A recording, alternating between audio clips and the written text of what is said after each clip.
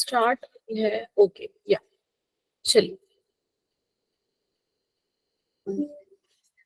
दिखाई दे रही है सबको स्लाइड? आवाज ठीक से आ रही है? Yes ma'am. ओके, तो रेस्पिरेटरी सिस्टम की आज हम बात करेंगे। रेस्पिरेटरी सिस्टम मतलब श्वसन तंत्र। श्वसन तंत्र मतलब हमारे जो सांसों को सांसों के द्वारा हमारे शरीर में विभिन्न जो हमारे शरीर के लिए कुछ गैस होती है जिनकी जरूरत होती है उनका आदान प्रदान होता है, और जो जरूरतमंद नहीं होती है उनको बाहर दे दिया जाता है। तो हमारे शरीर के अंदर हम जो श्वास लेते हैं वो हमारा श्वसन तंत्र के माध्यम से होता है। तो जो हमारा बेसिकली जो है श्वसन क्या है, श्वास प्रश्वास का जो क्या है, उसमें क्या होता है कि हमारे वायुमंडल में विभिन्न प्रकार की गैसें जो हैं वो जो हमारा एटमॉस्फेयर है वहां पर रहती हैं, और हमारे शरीर को कुछ गैस की जरूरत होती है ताकि हमारा जीवन जो है चलता रहे। तो उस वायुमंडल से श्वासों को अपने शरीर के भीतर जो है लेकर जाना, और जो हमारे शरीर के अंदर जो गैस हमारे लिए जिनकी जरूरत नहीं है उनको बाहर दे दिया जाएगा। तो ये हमारा क्या है, एक प्रोसेस होता है जो कि है रेस्पिरेशन। क्या होता है इसमें, हमारे शरीर को कौन सी गैस चाहिए? बेसिकली हमें चाहिए होती है ऑक्सीजन। तो ऑक्सीजन जो है बाहर के वायुमंडल से हम उसको लेकर अपने शरीर के भीतर जो है लेकर जाते हैं, जहां पर हमारे कोशिकाओं को, हमारे ऊतकों को, हमारे अंगों को उसकी जरूरत होती है, जिससे कि एक ऊर्जा उत्पन्न होती है, जिससे कि हमारा शरीर चलता रहता है। और इसके बदले में उस प्रोसेस में जब वो ऊर्जा उत्पन्न होती है तो एक गैस भी उसका निर्माण होता है जो होती है कार्बन डाइऑक्साइड, जो कि हमारे शरीर के लिए उपयोगी नहीं है। तो उसको फिर हमारा जो है शरीर बाहर वायुमंडल में वापस छोड़ देता है। तो ये जो क्रिया है यही हमारी श्वसन तंत्र के माध्यम से होती है। ये हमारी श्वास लेने की जो प्रक्रिया है। तो अब हम हमारे जो इसमें जो हमारे अंग जो हमारे काम करते हैं, एक मिनट। नहीं हाँ पता नहीं, अभी तो कोई बाहर ही गई आती है तो मैं बात कराती हूँ। अच्छा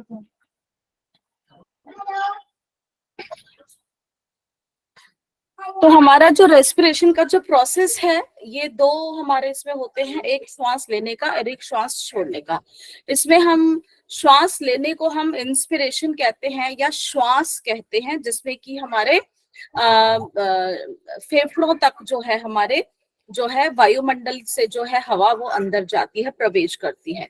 और प्रश्वास एक्सपायरेशन, इसमें हमारे फेफड़ों से जो फिर हमारे गैस को बाहर छोड़ दिया जाता है हमारे वायुमंडल में, एक्सलेशन बोलते हैं, प्रश्वास बोलते हैं, एक्सपायरेशन एक ये तरीका होता है। तो हमारे रेस्पिरेशन के दो हमारे ये पार्ट्स हैं, दो प्रोसेस हैं।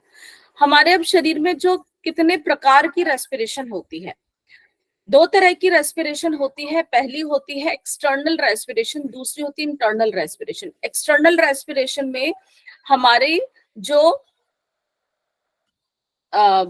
हम जो वायुमंडल से जो हवा लेते हैं और वो हमारे लंग्स तक जो पहुंचती है, ठीक है ना, लंग्स से वहां पे हमारे ब्लड तक, जो लंग्स में जो हमारा ब्लड होता है वहां तक जाती है। तो बेसिकली हमारे जो एक्सपायरेशन में बेसिकली हमारे जो वायुमंडल और हमारे लंग्स तक की जो हवा जाती है, फिर लंग्स से हमारे एक एक सेल तक जब जो जाती है वो हमारी होती है इंटरनल रेस्पिरेशन, वो ब्लड के माध्यम से जाती है, ठीक है ना। तो ये हमारी जो है दो तरह की रेस्पिरेशन होती है। और श्वास जो हम लेते हैं, जो ये हमारा श्वास और प्रश्वास का जो ये प्रोसेस है, ये जो तरीका है, ये कितनी बार हम करते हैं? श्वास भरना और श्वास छोड़ना हम 1 मिनट में 12 से 18 बार करते हैं। एक ये जो हमारे एक वयस्क में, मुख्यतः रूप से एक वयस्क जो श्वास लेता है 12 से 18 जो मिनट के 1 मिनट में, वो इतनी बार हम जो है श्वास और प्रश्वास का जो है हम कर लेते हैं। अब हम देखेंगे हमारे शरीर के कौन कौन से अंग हैं जो हमारे श्वसन तंत्र में जो है। पहला है हमारी नासिका, नोज जो है हम कहते हैं, फिर उसके बाद हमारी नोज से ही नासिका गुहा होती है, नेजल कैविटी जिसे हम कहते हैं, वहां से फिर हमारी श्वास जो है जाती है एक पार्ट में जो है कि फेरिंग्स। फेरिंग्स हमारे गले में, हमारे नाक में और हमारे मुख में, तीन जगह पर ये मतलब यहाँ पे कॉम्बिनेशन रहता है। इस पूरे पार्ट को, जो कि हमारे नाक का भी पार्ट होता है, मुख का भी पार्ट होता है, गले का भी पार्ट होता है, वो फिर फेरिंग्स होता है। फिर उसके बाद जो हमारे हम जब आगे बढ़ते हैं तो हमारा लैरिंग्स आता है, वहां पर हमारा स्वर यंत्र भी होता है।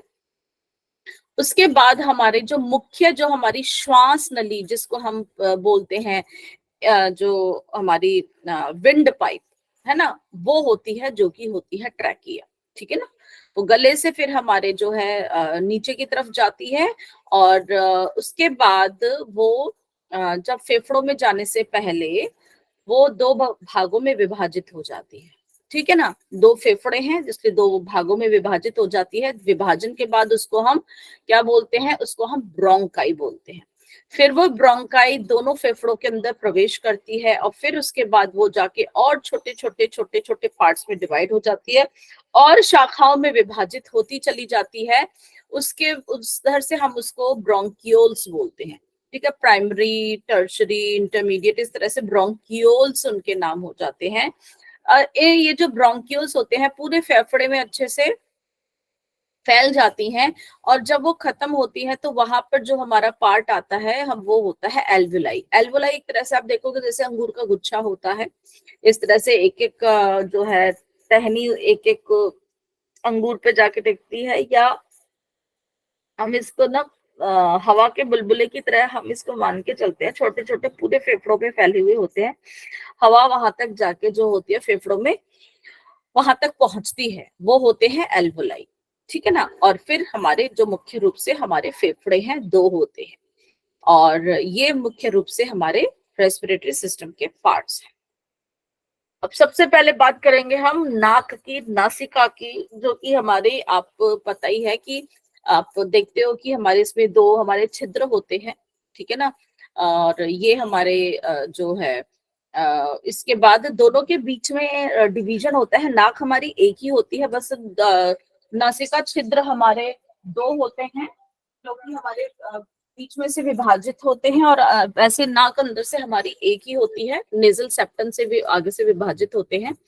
फिर नासिका से होते हुए नासिका गुफा होती है, पूरी गुफा में हम देखते हैं कि इस तरह से पूरा है। फिर वहां से हमारे नीचे की तरफ जो मुख का भी पार्ट होती है, नाक का भी पार्ट होती है, वो हमारा आता है फेरिंग्स। ठीक है। नासिका गुहा में जो है हमारी और हमारे मुख की, हमारा मुख जो होता है, उन दोनों के बीच में वो जो एक हम पैलेट हम उसको बोलते हैं, तालू। ठीक है ना। तालू से बोला जाता है, हम उसको हार्ड पैलेट और सॉफ्ट पैलेट इंग्लिश में भी मान के चलते हैं। तो वो उन दोनों में इस तरह से जो पैलेट होता है वो हम इन दोनों को डिवाइड करके चलती है। और हमारी जो नासिका जो गुफा है, वो अंदर उसके लाइनिंग होती है, म्यूकस मेम्ब्रेन की लाइनिंग होती है। बेसिकली वो हमारे सीलिएटेड कॉलुमिनर एपिथेलियम होते हैं, उनका वहां पर काम होता है सीक्रीशन करना म्यूकस का। ठीक है। ये जो हमारा चिपचिपा पदार्थ सा जो निकलता है, तो इसकी वजह से जो भी हम श्वास भरते हैं, जो वायुमंडल की हवा जाती है, उसका वहीं पर ही उस टेम्परेचर को हमारे शरीर के टेम्परेचर के अकॉर्डिंग वो चेंज कर लेते हैं। और उसमें अगर कोई धूल मिट्टी के कण है या बैक्टीरिया है तो यहाँ पर भी उसको वो रोक लेते हैं। नाक के जो हमारे बाल होते हैं वो किसी भी, अगर कोई कण चला जाता है धूल मिट्टी का, उसको वहीं रोक लेते हैं। और म्यूकस मेम्ब्रेन हमारे बैक्टीरियाज वगैरह को भी वहीं पे रोकने का प्रयास करते हैं। तो एक तरह से प्रोटेक्शन करते हैं, जो कि जो हवा हमारे शरीर के अंदर जाए वो साफ सुथरी होकर जाए, कोई भी तरह का उसमें जो है बैक्टीरिया जो हमारे इन्फेक्शन ना पैदा करे। ठीक है ना। और साथ ही साथ हमारे उस जो नाक में भी हमारे ऑल फैक्ट्री रिसेप्टर्स होते हैं, हमारे जो नसें होती हैं जो दिमाग से हमारी आती हैं, जो हमारी नर्व्स की जो एंडिंग्स होती हैं वो वहां पर भी रहते हैं, जिससे हम जो भी कुछ सूंघते हैं, है ना, नाक से हम देखते हैं ना, कोई आह कितनी अच्छी भीनी महक आ रही है, इतनी अच्छी सुगंध है, या कहेंगे ओहो इतना दुर्गंध, ओहो चलो नाक बंद कर लेते हैं। तो किसी भी प्रकार का गंध का जो है हम जो है अवलोकन इसी के माध्यम से करते हैं, हमारे ऑल फैक्टरी रिसेप्टर्स प्रेजेंट होते हैं। तो हमारे जो नॉस्ट्रल्स, जो हमारे एंटीरियर लेयर्स होते हैं, जो आगे की तरफ जो हमारे छिद्र खुले हुए होते हैं, और फिर पीछे जाकर हमारा फिर नेजल कैविटी, और फिर उसके बाद हमारे गले के अंदर की तरफ वो जाते हैं। तो इस तरह से हवा अंदर भीतर प्रवेश करती है, और फिर वहां पे आगे आता है हमारा फेरिंग्स। ठीक है, तो ये नाक के बारे में हमने देखा। तो इंटीरियर लेयर्स जो हमारे आगे के क्षेत्र होते हैं, और फेरिंग्स में जाने से पहले हमारा जो होता है वो पोस्टीरियर लेयर्स होता है, जो पीछे का जो एक तरह का जो फिर गुफा तो जो बड़ी होती है नासिका गुफा, फिर वो थोड़ी सी नैरो हो जाती है, छोटी हो जाती है, वो वहां पे हमारा पोस्टीरियर लेयर्स होते हैं। तो इस तरह से ये हमारा है। नाक का हमने क्या देखा, हमारा क्या कार्य है कि जो भी हम जो वायुमंडल की जो भी हवा है वो यहीं से ही होकर गुजरती है। जो हवा जो होती है उसके अंदर उसको वो बाहर की हवा ठंडी है, तो उसको हमारे बॉडी के टेम्परेचर के हिसाब से उसको थोड़ी सी गर्म करते हैं, नमी देते हैं, मॉइस्चर भी देते हैं, क्योंकि बाहर की हवा क्या है, ड्राई है। हमारे शरीर के अंदर कैसी हवा चाहिए, नमी वाली चाहिए, तो उसके अंदर ह्यूमिडिटी या उस पे मॉइस्चर वो देते हैं, और साथ ही साथ फिल्ट्रेशन का भी काम करते हैं। और यहाँ पर जो है गंध का काम, सेंस ऑफ स्मेल भी यहीं से ही होता है। तो हमारी नाक ये सब काम करती है। तो नेति क्रिया जब हम जैसे कहते हैं कि यहाँ पर इसकी सफाई जब हम करते हैं जल नेति या सूत्र नेति से, तो जो हमारा यहाँ पर कहते हैं ना पुराना मल जो जमा है, जो पुरानी जो यहाँ पे म्यूकस जो जमा हो जाता है, उसके माध्यम से वो हट जाता है। तो हमारी एक्टिविटी जो नोज की होती है, या हम उसको डिसेंसिटाइज कर देते हैं कि ताकि वो और आगे अच्छे से काम करे, पुराना मल दूर हो जाए। ठीक है, जैसे कोविड में है ना, कोविड में बहुत ये प्रॉब्लम थी, तो सबसे पहला हमारा फर्स्ट जो एंट्री का पार्ट था यही था। तो हम जिन लोगों को था उनको बताया गया कि आप नीति का अभ्यास करिए, बहुत अच्छा रहेगा। तो रेस्पिरेटरी सिस्टम का फर्स्ट पार्ट हमारा नोज है, तो उसके लिए हमारी, क्योंकि नोज ही अगर ब्लॉक होगी तो जाने वाली हवा जो है वो सुचारू रूप से अंदर जाएगी नहीं, उसको प्रॉब्लम रहेगी। आगे हम देखते हैं वो है अब हमारे फेरिंग्स, ग्रसनी जिसे हम कहते हैं, एक फनल शेप की होती है, ठीक है ना, और ये ट्यूब लाइक स्ट्रक्चर ही है, ऊपर से थोड़ा चौड़ा होता है, फिर ये थोड़ा सा नीचे की तरफ पतला हो जाता है। कोन शेप कह सकते हो, फनल शेप कह सकते हो, मस्कुलर हमारा ये है, मसल से ही होता है, और लगभग लगभग ये हमारे कितना है, 5 इंच लंबा होता है। ठीक है, नासिका गुफा के बाद से ये शुरू होता है, और ये हमारे मुख का भी पार्ट होता है, हमारे नासिका का भी पार्ट होता है, और हमारे गले का भी पार्ट होता है। तो इसीलिए यहाँ पर हम देख रहे होंगे जो 3 इसके भाग होते हैं। नासिका वाले को हम क्या कहते हैं, नेजोफेरिंग्स। मुख के फेरिंग्स के पार्ट को क्या कहते हैं, ओरोफेरिंग्स। और गले का जो पार्ट होता है वो होता है लैरिंजोफेरिंग्स। ठीक है, तो ये कॉमन पैसेज है जिसमें से हमारा खाना भी होकर गुजरता है, और हमारी सांसें भी, हमारी हवा भी प्रवेश करती है। It's a very common passage, ठीक है ना। तो ये हमारा फेरिंग्स है, ये हमारे मुख का, हमारे सांस का, हमारे गले का, तीनों का पार्ट है। तो नेजोफेरिंग्स सबसे ऊपर वाला पार्ट है, जो कि हमारे गले के हमारे नाक के पीछे की तरफ है। और ये हमारे इसके अंदर हमारे कान की जो ट्यूब्स भी होती हैं वो भी आकर जुड़ती हैं। इसीलिए अक्सर आपने देखा होगा, कई बारी अगर हमें गले में कुछ इन्फेक्शन होता है, खांसी जुकाम या कुछ है, तो हमारे कानों में भी कुछ, कई बारी अगर इन्फेक्शन बढ़ता है तो हमारे कानों में भी प्रॉब्लम आती है, कानों में कुछ आवाज आएगी या बंद हो जाएंगे, जिसकी वजह से जो है हमारे और चक्कर आना है, या कुछ कानों में ठीक से सुनाई नहीं देना है, ये प्रॉब्लम आ जाती है। इन्फेक्शन बहुत ज्यादा बढ़ जाता है तो वो हमारे कान तक भी चला जाता है। तो इसीलिए हम ENT, ये हम इन चीजों को ना इकट्ठा ही लेकर चलते हैं। आपने देखा होगा जो डॉक्टर्स होते हैं ना, वो सामान्य रूप से एक ही होता है, ई से ईयर, एन से नोज, टी से थ्रोट, क्योंकि हमारा पैसेज ये इस तरह से है, ठीक है। तो नेजोफेरिंग्स है हमारा। अब हम बात करेंगे ओरोफेरिंग्स की, हमारे बीच का पार्ट है, ये बेसिकली हमारे मुख की तरफ आता है, मुंह से जुड़ा हुआ होता है, और ये हमारे हमारा ऊपर जो होता है, हमारा जो सॉफ्ट पैलेट, तालू होता है ना आगे वाला, आप अगर जीभ पलटते हैं जैसे खेचरी मुद्रा में, अगर मुख के अंदर, तो आगे आपको हार्ड लगता है, पीछे सॉफ्ट होता है, तो यही हमारा सॉफ्ट पैलेट है। और वहां पर हमारी कौन सी होती है, जहां पर हमारी टंग जो खत्म होती है, बेसिकली हमने पढ़ा था हड्डियों के बारे में, कौन सी बोन थी, हायोइड बोन, तो वहां पर ये हमारा पार्ट जो होता है फेरिंग्स का, ये इसको कहलाता है ये ओरोफेरिंग्स। समझ में आ गया? ये कॉमन पैसेज होता है खाना और सांस लेने का, दोनों का। फिर हम नीचे की तरफ जाते हैं, ये नैरो हो जाता है, जो कि गले का पार्ट होता है, ये होता है हमारा लैरिंजोफेरिंग्स। लैरिंजोफेरिंग्स जो होता है, ये बेसिकली हमारा ईसोफेगस में फिर एंट्री कर जाता है, और फिर एक पार्ट हमारा प्रॉपर आगे लैरिंग्स का वो बन जाता है। लेकिन एक ये कॉमन पैसेज होता है जो हमारा लैरिंग्स और हमारा फूड पाइप और विंड पाइप के अलग अलग यहाँ इसके बाद से हमारे पैसेज बन जाते हैं। इसका काम होता है कि हमारे जो है हवा हमारे विंड पाइप में ही जाए और खाना हमारा खाने की नली में ही जाए, ठीक है ना। तो इसीलिए कभी भी खाना खाते हुए बोलना नहीं चाहिए। कई बार खाना खाते हुए बोलते हैं तो हमारा जो खाने की नली के ऊपर सांस लेने की नली के ऊपर जो है हमारा ढक्कन एक आता है, जिसको हम बोलते हैं एपिग्लॉटिस, ठीक है, लैरिंग्स के ऊपर होता है। तो कई बारी वो उस वजह से हिल जाता है और खाना हमारी सांस की नली में जाता है, तो हमें बड़ी दिक्कत सी लगती है, क्योंकि वो बहुत सेंसिटिव जगह है, वो सिर्फ हवा के जाने के लिए ही बनी है, कोई सॉलिड चीज जाने के लिए नहीं बनी। तो क्या आता है, हमें खांसी आती है, धसका आता है, तो हम उस चीज को बाहर निकालने का, उल्टी भी हो जाती है ताकि है।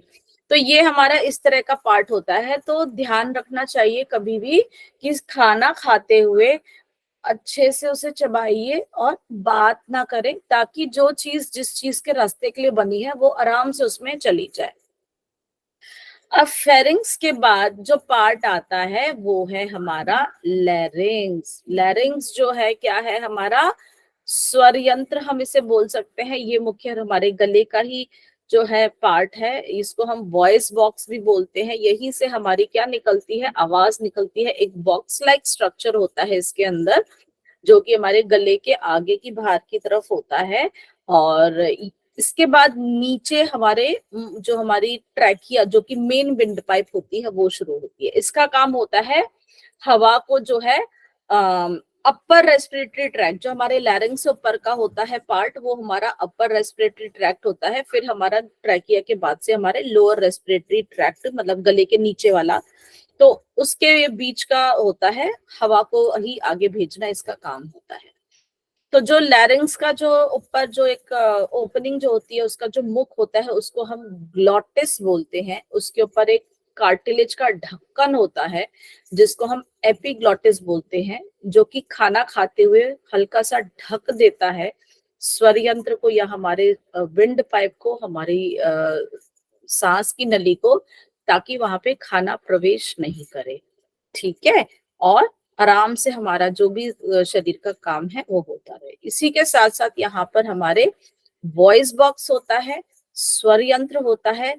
जब हवा जाती है या हम अलग अलग प्रकार के हमें स्वर निकालने होते हैं, तो हम अपने मुख से जो निकालते हैं वो इसकी वजह से ही निकालते हैं। यहाँ पर हमारे इलास्टिक फाइबर्स प्रेजेंट होते हैं, ताकि उसमें हम विभिन्न प्रकार की आवाजें निकालने में हमें मदद करते हैं। जो मैं अभी बोल रही हूँ वो मैं अपने स्वर यंत्र के माध्यम से ही बोल रही हूँ।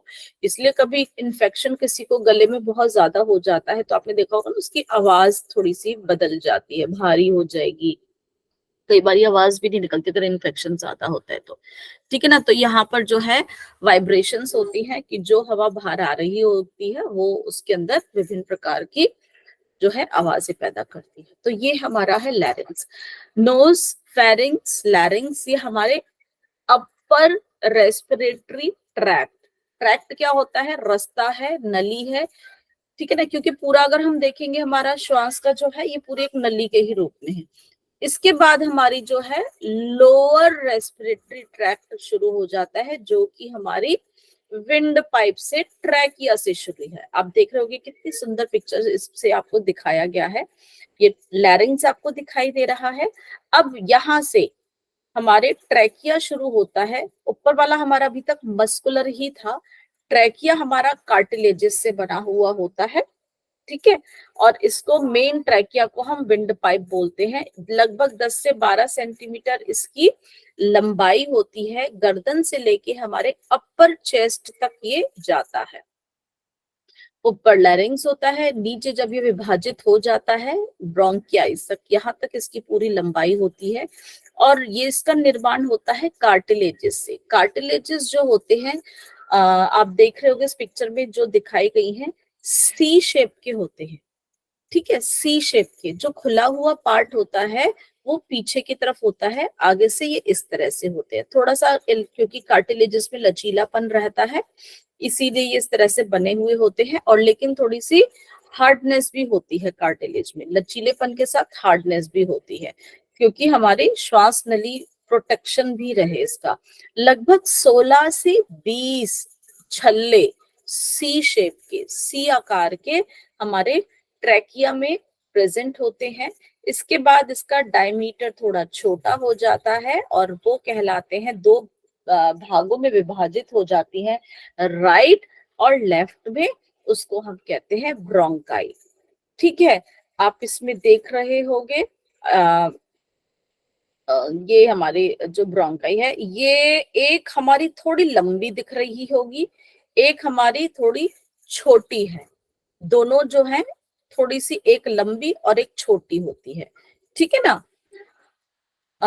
उसके बाद हम देखेंगे कि हमारे फिर और वो छोटी छोटी छोटी छोटी टहनियों में विभाजित हो जाती हैं। अगर आप किसी पेड़ को उल्टा कर देते हैं, तना उसका ऊपर हो, उसकी टहनियां नीचे हो, तो आपको इसी प्रकार का आकार दिखाई देगा। उसका तना ट्रैकिया की तरह है। उसके बाद वो दो मुख्य शाखाओं में विभाजित हो जाता है जो कि ब्रोंकाई है। फिर वो छोटी छोटी शाखाओं में विभाजित होता है जो कि हमारी ब्रोंकियोल्स कहलाती है, ठीक है। और फिर वो हमारे आगे का, अच्छा ट्रैकिया तक ही देखते हैं। फिर ये जो हमारे ट्रैकिया जो हमारे स्मॉलर ट्यूब्स में जो ब्रोंकाई में होता है, इसका कहाँ तक हमारा इसका लेवल होता है, T5, fifth thoracic vertebra. Fifth thoracic vertebra के बाद ट्रैकिया ब्रोंकाइज में डिवाइड हो जाता है। तो जहां पे इसका विभाजन होता है वो लेवल हमारा T5 होता है। ऊपर हमारे गले से ही होता है लैरिंग्स, तो हमारे बिल्कुल स्वरियंत आपको देखोगे गले के बीचों बीच, यहीं पे नीचे हमारी ट्रैकिया शुरू होती है और उसका जो डिवीजन होता है T5 पे, ठीक है। इसके कार्टिलेजेस बाहर है, अंदर लेकिन इसके कौन सा है, लाइनिंग है एपिथेलियल टिश्यू की। एपिथेलियल टिश्यू कौन से है, सीलिएटेड। सीलिएटेड किस तरह कहते हैं, जिसके ऊपर छोटे छोटे बाल होते हैं। क्यों, ताकि अगर इसके अंदर हवा तो आराम से प्रवेश करे, लेकिन अगर कोई धूल मिट्टी कण है तो उसे वो बाहर अपने आप निकाल दे। तो जो बलगम वगैरह जो हमारे जब खांसी होती है बलगम बनता है जो एपिथेलियल टिश्यू बना देता है, अगर धूल मिट्टी कुछ घुस जाती है कुछ ऐसे है तो उसको बाहर से आराम से धकेल देता है, हमारे शरीर के अंदर हमारे लंग्स तक नहीं पहुंचने देता, क्योंकि हमारे लंग्स बहुत सेंसिटिव पार्ट होते हैं, इन्फेक्शन अंदर तक नहीं जाना चाहिए। तो वहां की लाइनिंग हमारी है सीलिएटेड टाइप के, जैसे बाहर धकेलने में आसान करे। तो क्या करते हैं, बाहर एक्सपेल म्यूकस, मैंने अभी बताया, जिसमें कि धूल मिट्टी या कोई बैक्टीरिया वगैरह है वो हमारे लंग्स तक ना पहुंचे, वहीं से बाहर चले जाए। तो ट्रैकिया का भी क्या काम है, हवा को जो ऊपर से आ रही है नीचे आगे तक भेजना, लंग्स तक। समझ आया सभी को, आगे चलें। मैम आपने ग्लोटिस और एपिग्लोटिस बताया था, तो मतलब ग्लोटिस और एपिग्लोटिस में ग्लॉटिस डिफरेंस क्या उसका, था? ग्लॉटिस जो उसका मुख है उसको ही कहते हैं, उस मुख के ऊपर एक ढक्कन है उसको हम एपिग्लॉटिस कहते हैं, ठीक है। जी मैम। चलिए आगे चलते हैं। ट्रैकिया के बाद वो जो विभाजित हुई है वो हमारी श्वसनी जो है वो हमें ब्रोंकाई में कहते हैं। दो ब्रोंकाई ही है हमारी, जो कि हमारी ट्रैकिया से हवा को आगे तक लेके जाती हैं। दो हमारे इनके डायमीटर ट्रैकिया से थोड़े छोटे हो जाते हैं, दो छोटी ट्यूब्स में हो जाते हैं। और ये कहाँ से डिवीजन होती है, T5, फिफ्थ थोरेसिक वर्टिब्रा। तो पहली जो शाखा जो हमारे जो ब्रोंकाई से निकलती है और जो एक हमारे राइट की तरफ जाती है और एक हमारे लेफ्ट की तरफ जाती है, तो पहली पर शाखा को हम बोल देते हैं प्राइमरी ब्रोंकाई, राइट और लेफ्ट की तरफ, ठीक है ना, प्राइमरी ब्रोंकाई। फिर उसके बाद जो है हमारे वो आगे विभाजित होती चली जाती है। राइट लंग वाली पूरे राइट में फैल जाती है, लेफ्ट वाली लेफ्ट में बढ़ जाती है। राइट वाली थोड़ी छोटी होती है, लेफ्ट वाली थोड़ी लंबी होती है। आप इस पिक्चर में देख रहे होगे, जो राइट वाली ये देखो छोटी और मोटी है, लेफ्ट वाली पतली और लंबी है, ठीक है।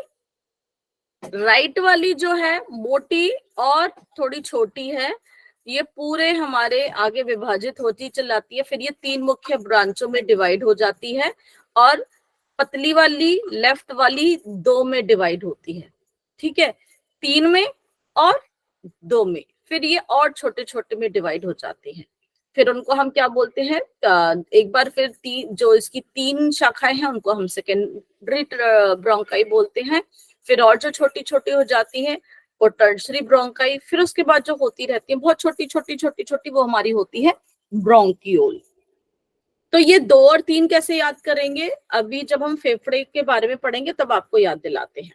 अब ब्रोंकियोल्स जो और छोटे छोटे हो गई है ना, उसमें भी हमारी कौन सी थी, हमारी जो टर्शरी ब्रोंकाई के बाद 3 ब्रांचेस के बाद जो हमारी छोटी होती है वो हमारी होती है ब्रोंकियोल्स। अब यहाँ पर हमारे कार्टिलेजेस नहीं प्रेजेंट, यहाँ तक हमारी कार्टिलेजेस जो है प्रेजेंट थी। ये जो हमारी सारी ट्यूब्स बनी हुई थी, अंदर तो एपिथेलियल लेयर है लेकिन बाहर से यूजुअली कार्टिलेज की होती है, थोड़ा सा लचीलापन लिए हुए होती है। क्यों? क्योंकि एक तो फेफड़े भी हमारे एक्सपेंड करते हैं, वहां पे भी हेल्प करती हैं।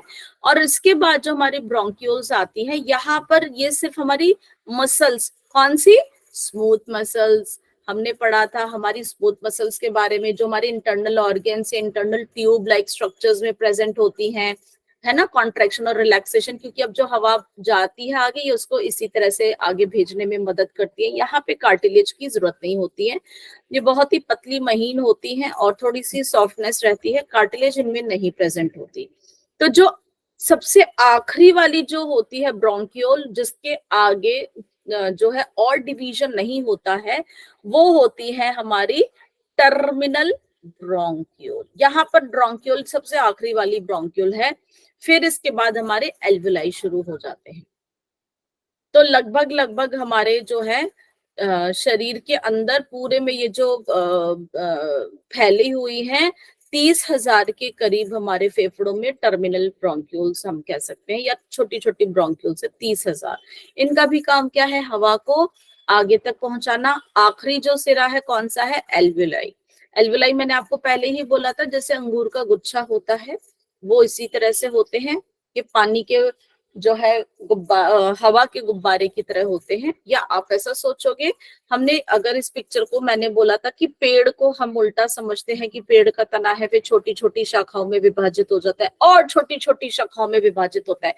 तो हम देखते हैं एक एक शाखा कहाँ पर एंड होती है, एक एक पत्ते पर, है ना। तो एक एक पत्ते के रूप में आप सोचते, लेकिन ये भी एक गुच्छा होता है पूरा का पूरा। अब हम एल्वेलाई की बात करते हैं। एल्वेलाई को हम क्या कहते हैं, वायु कोशिका।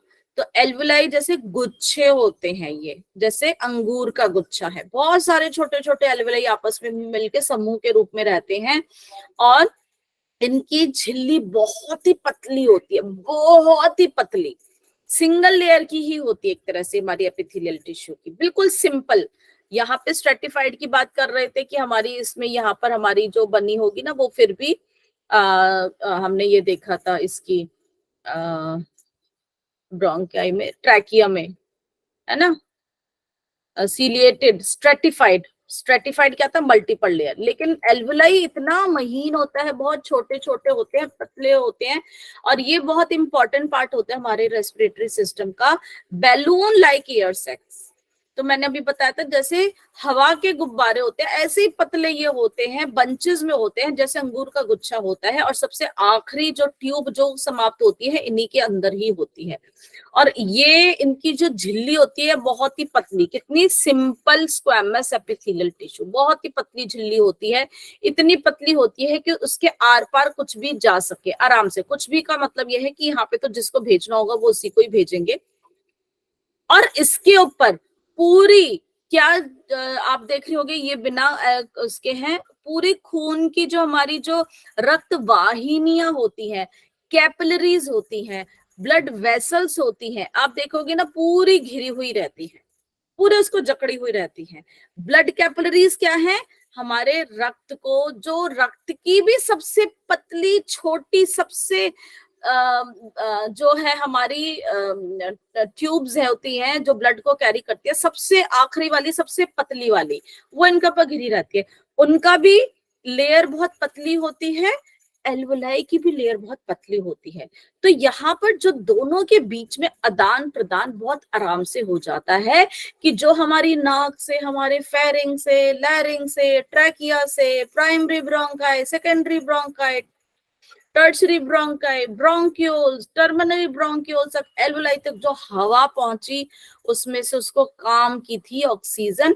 ऑक्सीजन छलनी की तरह इसकी एल्वोलाई की झिल्ली से पार होके कहाँ चली गई, ब्लड के अंदर, कैपिलरीज के अंदर, ठीक है। वहां से फिर वो होती होती होती होती वहां पे इस तरह से हमारी जाती है ऑक्सीजन जो है, वहां पे हमारी ब्लड वो ले लेती है और उसके बाद जहां पे उसको पहुंचानी होती है पहुंचाती है। और बदले में लेकिन कैपिलरी दो तरह का हमारी यहाँ पर कैपिलरी होती है, वहां पर हम ये नहीं विभाजित कर पाते कि यहाँ पे साफ खून या गंदा खून वाली कौन सी है, ऑक्सीजनेटेड या डीऑक्सीजनेटेड। तो बदले में वो जो वापस भी ला रही होती है वहां पर एक्सचेंज होता है, एक हाथ ले एक हाथ दे, ऑक्सीजन वो ब्लड को देता है एल्वोलाई, तो बदले में फिर उसको जो शरीर से जो हमारे गैस वापस मिल रही होती है वो होती है कार्बन डाइऑक्साइड, वो वापस लेके फिर वो हमारे bronchioles, bronchi, trachea, लैरिंग्स, pharynx, nasal cavity से नाक से होती हुई बाहर वायुमंडल में।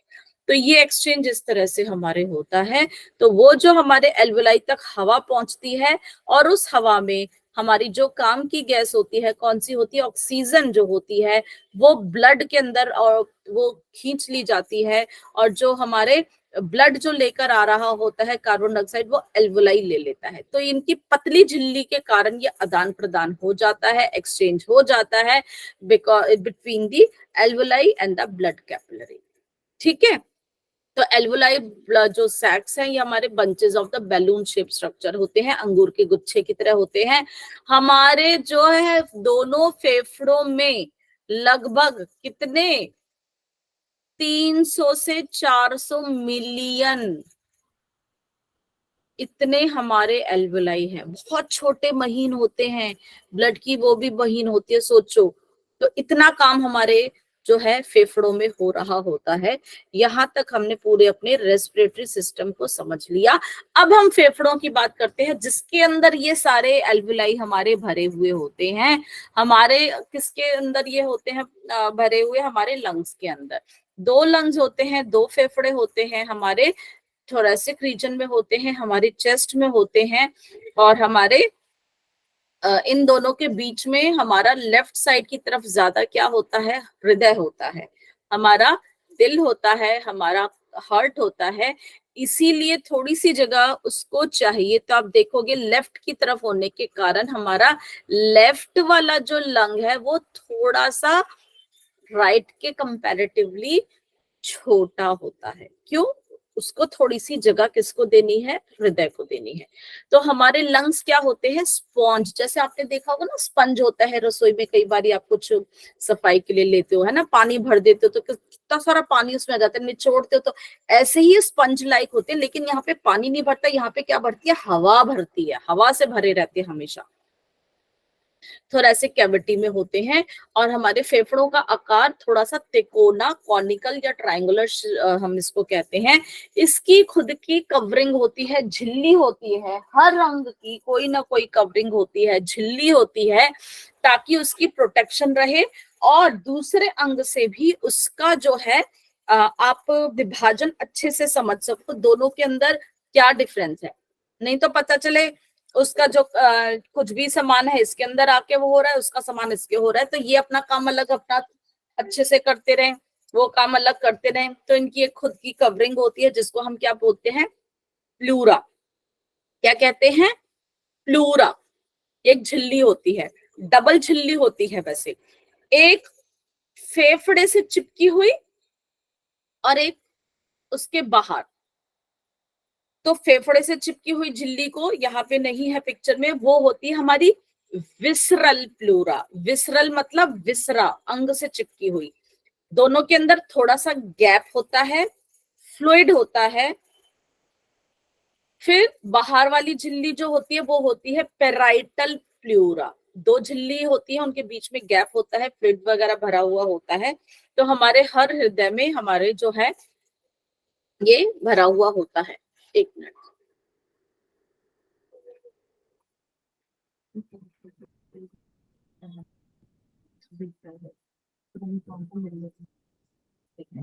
हाँ आपसे मिलने आए पूछ लीजिए।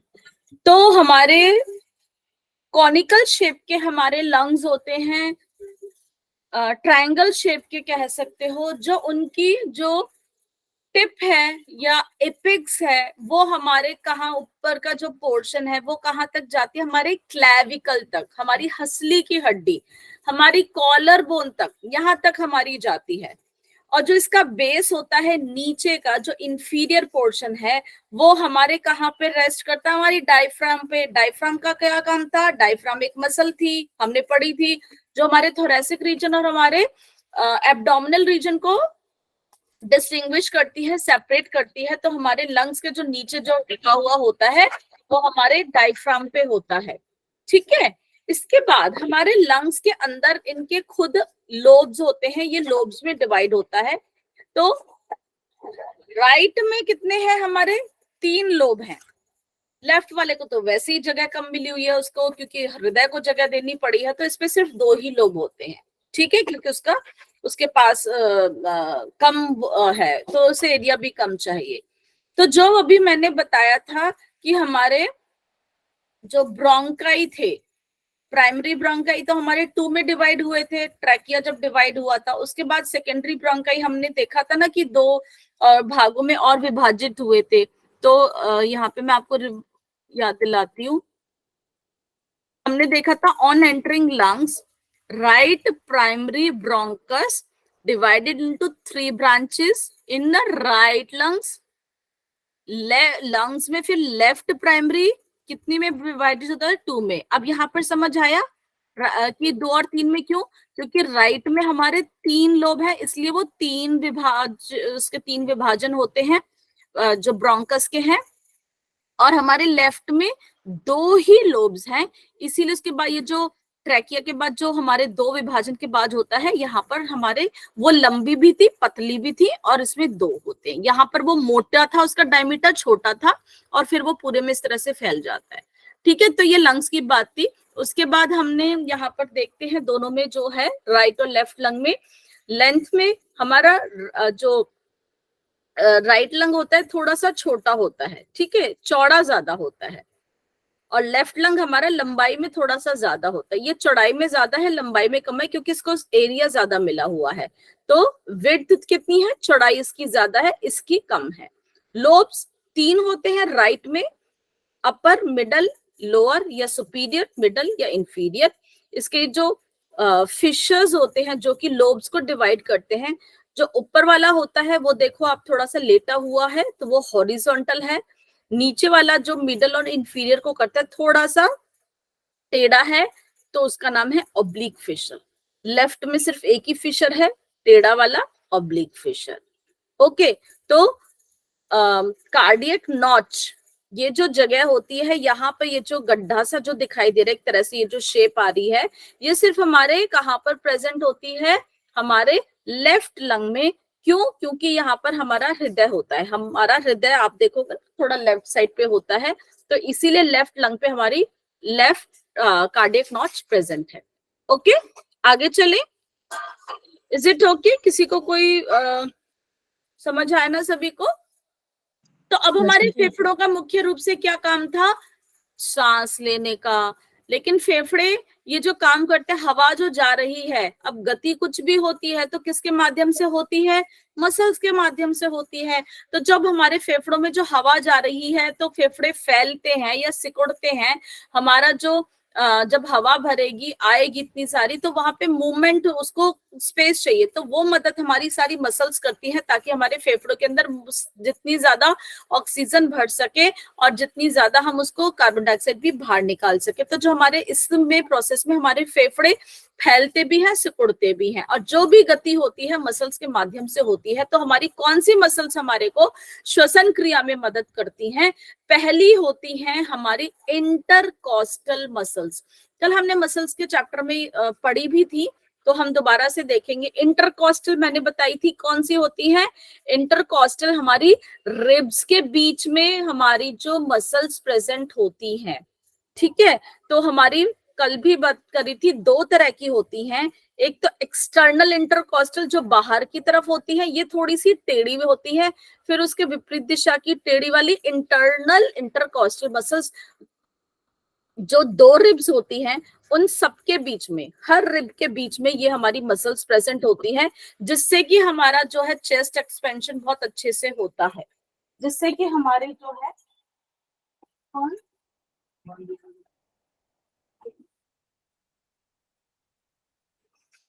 तो ये हमारा जो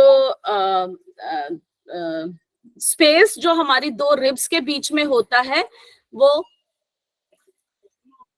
वो हमारा क्या कहलाती है, इंटरकॉस्टल मसल्स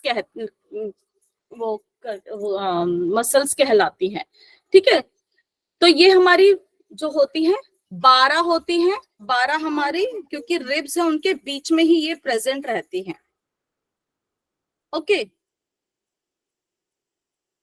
फिर आप देख रहे होंगे आगे हमारी स्टर्नम है, साइड पे हमारी रिब्स है, पीछे कौन सी होती है, हमारी वर्टिब्रल कॉलम। तो ये पूरी इस तरह से होती है जैसे एक बाल्टी का ढक्कन, हैंडल आप देखते हो ना, किसी बाल्टी को उठाते हो तो आपके जो है बाल्टी को उठाने के लिए हैंडल इस तरह से उठाया जाता है कि बाहर से आके ऊपर होता है। तो ऐसे ही इसकी मूवमेंट होती है हमारी इंटरकॉस्टल मसल्स की। तो हमारी चेस्ट ऐसे ही एक्सपेंड करती है, जैसे बकेट मूवमेंट इसको बोलते हैं, बकेट हैंडल मूवमेंट। तो बाल्टी के हैंडल का मूवमेंट जैसे होता है, ऐसे ही हमारी चेस्ट जो है एक्सपेंड करती है। तो जो हमारे फेफड़ों के अंदर जो हवा जब जाती है तो हमारे फेफड़े फूल जाते हैं, क्योंकि उसके बाद उनको स्पेस ज्यादा मिल जाता है। इसी के साथ ही साथ एक मसल और इसमें हमारी हेल्प करती है, वो कौन सी है? देखिए नीचे वाली पिक्चर में कितने अच्छे से दिखाया है, दो रिब्स के बीच में जो बाहर वाली टेढ़ी है एक्सटर्नल इंटरकॉस्टल मसल, उसी के विपरीत दिशा की टेढ़ी इंटरनल इंटरकॉस्टल मसल्स, ठीक है ना, ये हमारी होती है। तो 12 रिब्स के बीच में प्रेजेंट होती हैं, तो ऑब्वियसली 11 पेयर होते हैं, 11 एक तरफ 11 एक तरफ। इसके बाद जो हमारी नीचे जो हमारे पेट और छाती को जो अलग मसल करती है, कौन सी होती है? हमारी डायफ्राम। एक तरह से जैसे छतरी नुमा आकार की डोम शेप का ये मसल होता है, जो कि हमारे इसके अंदर भी मूवमेंट होता है। तो जब हमारे फेफड़ों के अंदर सांस भरते हैं जब हम, तो ये नीचे की तरफ चला जाता है, जिससे कि हमारे पेट जो है बाहर की तरफ हो जाता है, जो भी ऑर्गन्स उधर फैलते हैं और हमारे लंग्स के अंदर होते हैं।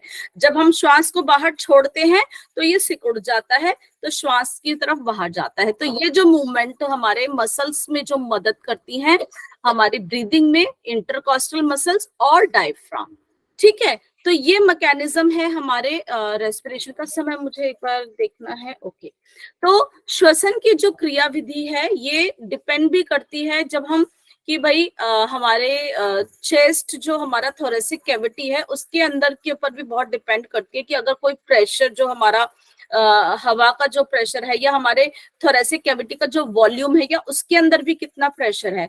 तो ये हमारे जो गैसेस का प्रेशर है या उसके ऊपर भी डिपेंड करता है, और हम जो श्वास फिर भरते हैं करते हैं, इन सब चीजों के ऊपर जो है फर्क पड़ता है। डीप ब्रीदिंग का हो गया प्रोसेस है, या जैसे भी आप तेजी से श्वास भर रहे हो तो एक प्रेशर क्रिएट होता है, तो वो ही हमारा जो है सांसों के ऊपर भी बहुत है, इनके ऊपर इफेक्ट करता जाता है। तो रेस्पिरेशन के हमें पता है कि हमारे दो उसके मुख्य रूप से प्रोसेस होते हैं, एक श्वास भरने का और एक श्वास को बाहर छोड़ने का। जो श्वास हम अंदर भरते हैं उसमें हमारे जो हवा है वो हमारे फेफड़ों तक जाती है और एक्सपायरेशन में, प्रश्वास में हवा फेफड़ों से बाहर निकलती है, ठीक है ना। तो जब हम जो हवा भरते हैं, व्हेन वी ब्रीथ इन, तो हमारी जो एक्सटर्नल इंटरकॉस्टल मसल्स होती हैं वो क्या कर जाती हैं, वो हमारी सिकुड़ती हैं और वो हमारी चेस्ट को जो है खोलने की उसमें मदद करती, ताकि वो खींचेंगी तो वो खुलेगी, ठीक है ना, वो फैल जाती हैं। तो यहाँ पे हमारे मसल्स का मूवमेंट इसमें बहुत ही हेल्प करता है। देखते हैं इस पिक्चर से, जब हमारी हवा अंदर आई तो हमारी जो पसलियां बाहर खुलेंगी। बाहर कैसे खुलेंगी, जब मसल जो है कॉन्ट्रैक्ट होगी, है ना। ये बाहर की जो हमारी इंटरकॉस्टल मसल कॉन्ट्रैक्ट होगी तो हमारी रिब्स जो है आपस में ये जो पूरी खुल जाएंगी और डायफ्राम जो था वो नीचे की तरफ जाएगा। तो ये हमारी चेस्ट ओपन हो जाएगी इनहेलेशन में। जब हम हवा को बाहर छोड़ेंगे तो मसल जो है वो रिलैक्स करेंगी, पसलियां जो है वापस वापस आ जाएंगी, सिकुड़ जाएंगी, तो रिब केज कॉन्ट्रैक्ट हो जाएगा और डायफ्राम ऊपर की तरफ जाएगा, ठीक है। यहाँ पे डायफ्राम भी रिलैक्स हो जाएगा, ठीक है। तो ये इस तरह से हमारे मसल्स के माध्यम से हमारा रेस्पिरेशन का प्रोसेस होता है। तो डायफ्राम जो हमारी मसल होती है जब कॉन्ट्रैक्ट करता है तो वो फ्लैट हो जाता है, जिससे कि हमारा जो है जैसे छतरी आपने देखी, छतरी तो पूरी बंद हो जाती है और वैसे हो जाती है ना, खुल जाती है, तो यहाँ पे फ्लैट हो जाती है वो जब नीचे कॉन्ट्रैक्ट करता है। तो एक मिनट, ये देखो, ये नीचे हो गया तो लगभग फ्लैट हो जाता है और जब वो रिलैक्स करता है तो पूरा खुल जाता है। तो ऐसे ही हमारी चेस्ट का साइज बढ़ जाता है ताकि हम जो भी है श्वास को, जो भी हवा को हम अंदर से ले सके। तो लंग्स का साइज बढ़ेगा तो उससे ही प्रेशर जो है हवा का अंदर जो बनेगा, फिर आगे जो वो ही जो हवा है हमारे शरीर के अंदर ऑक्सीजन है वो सप्लाई भी होगी। तो इस तरह से हमारा जो है प्रोसेस होता है रेस्पिरेशन का। एक्सपायरेशन में जब हम श्वास बाहर छोड़ते हैं तो इंटरकॉस्टल मसल रिलैक्स हो जाती है, डायफ्राम भी हमारा रिलैक्स हो जाता है। तो उससे क्या हो जाता है, लंग्स का साइज डिक्रीज हो जाता है, जो प्रेशर क्रिएट होता है लंग्स के अंदर तो वो हवा को बाहर निकाल देता है, ठीक है। क्योंकि उसकी वजह से एक प्रेशर, वो चेस्ट कम हो रहा है तो एक प्रेशर क्रिएट कर देते हैं, उस प्रेशर से जो हवा उसके अंदर आ रही होती है वो बाहर निकलती है, फिर ट्रैकिया और फिर हमारे लैरिंग्स फेरिंग्स से होते हुए नोज से बाहर आ जाती है।